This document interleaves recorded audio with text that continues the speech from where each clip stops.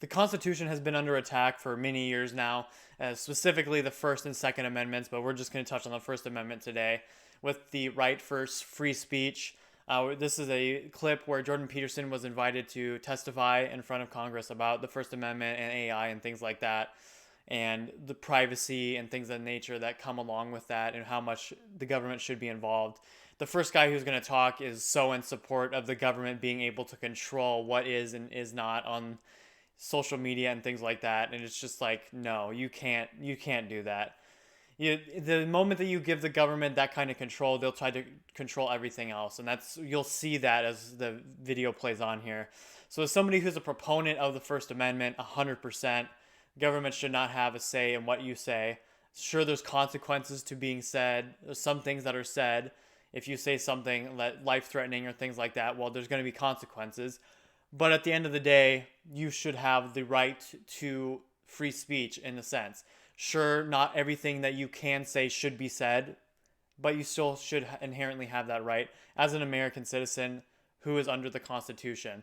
And the moment we try to change and twist the Constitution is the moment that America starts to begin its downfall, which it kind of currently already is, unfortunately. Are actual American hostages sitting in Gaza right now under captivity of a terrorist organization.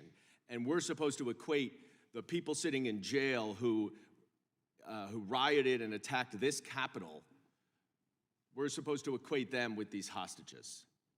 Mr. Chairman, you continually say that it used to be that both parties agreed with the First Amendment. It didn't used to be. It is. It remains the case. We all agree with the First Amendment, but the problem is that the First Amendment is not absolute. It does not protect any single thing anyone says, and there are limits, and that's important.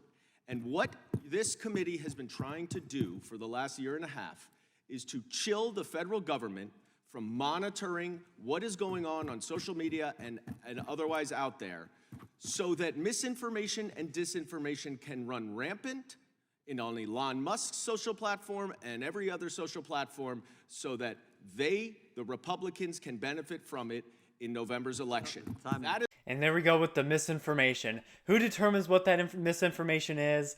What is that misinformation? I don't know. Maybe the right having their own set of morals, their own set of beliefs, that is misinformation. I think they're talking about January 6th here, and it's like, oh my gosh, it's just so ridiculous. It's like, at the end of the day, what happened? I don't know what happened. I wasn't there. I have seen clips, people from both sides giving their account. At the end of the day, this whole right and left thing, and thinking that one side's better than the other, it's like, no, they're both corrupt in their own way, unfortunately. I just want people to wake up and realize that, and have their own opinion, be able to view both sides and come to their own opinion on things. They shouldn't be force-fed stuff by the government to have them think a certain way, which unfortunately is what the left is trying to do if you look at it. I mean, really. Not saying that the right doesn't do that either, but even more so the left, because they have been in control a little longer here, especially since Biden took office. It is just so rampant. I mean, that's why there were so many people on the left who got pissed when Elon took over Twitter, because now they wouldn't have the safety net, if you will, of Twitter blocking more right-leaning beliefs and proposing more and more left-leaning beliefs to more and more people.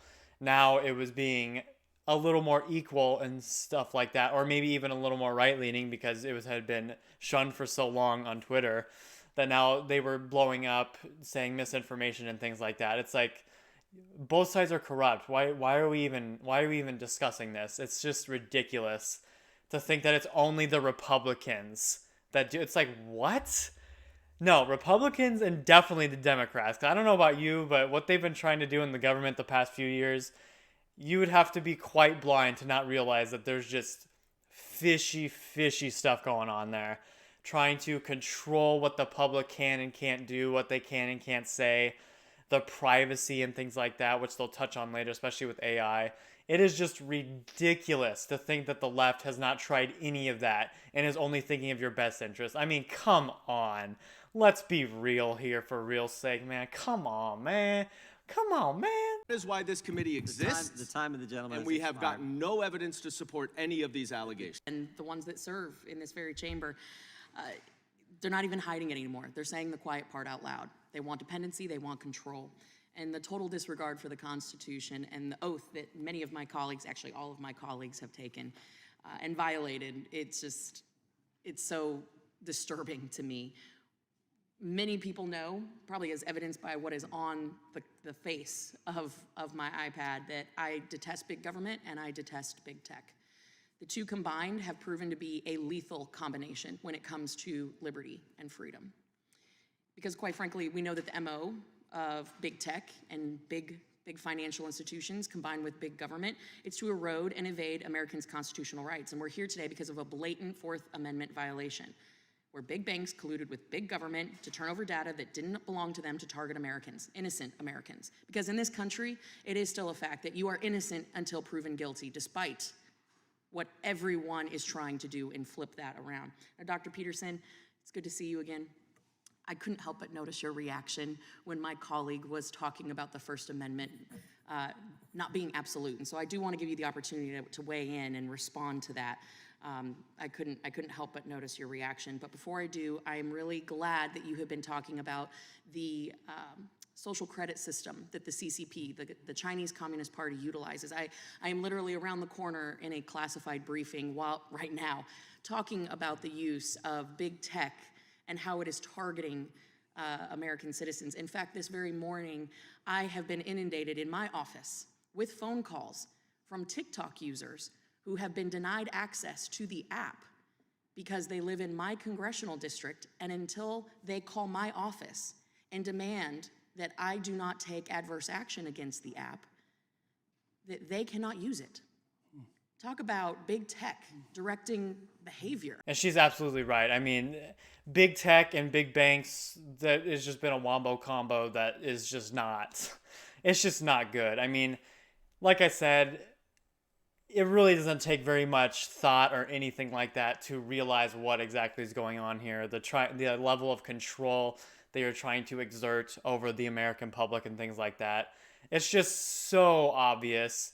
And then soon we're going to have Dr. Peterson talk about the CCP and the coin thing that they have, where it's social credit, where if you're doing things that align with the government, you are rewarded in a way.